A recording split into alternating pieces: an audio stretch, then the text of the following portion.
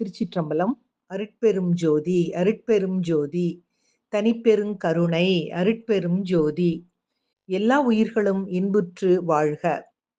ஒரு யாத்ரீகர் கங்கை நதியில் இடுப்பளவு நீரில் நின்று கொண்டு புனித நீரை தன் உள்ளங்கைகளில் எடுத்து மந்திரத்தைச் சொல்லி தெய்வத்திற்கு ஓர் அர்ப்பணமாக நீரை ஊற்றுகிறார் என்றால் அவர் செய்வதெல்லாம் கங்கை நீரை எடுத்து கங்கையிலேயே ஊற்றுவதுதான்.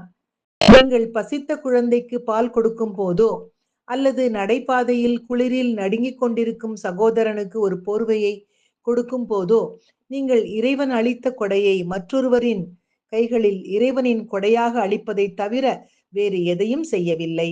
அதாவது நீங்கள் இறைவன் அளித்த கொடையை இறைவனின் களஞ்சியத்திலேயேதான் வைக்கிறீர்கள். இறைவனே சேவை செய்கின்றான். ஆனால் நீங்கள் சேவை செய்ததாக உரிமை கொண்டாடுவதற்கு அவன் உங்களை அனுமதிக்கின்றான்.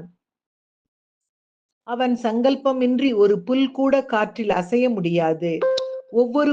ஒவ்வொரு தருணத்தையும் எல்லா கொடைகளை கொடுப்பவரும் பெறுபவரும் ஆன இறைவனுக்கான நன்றி உணர்வால் நிறைத்திடுங்கள்.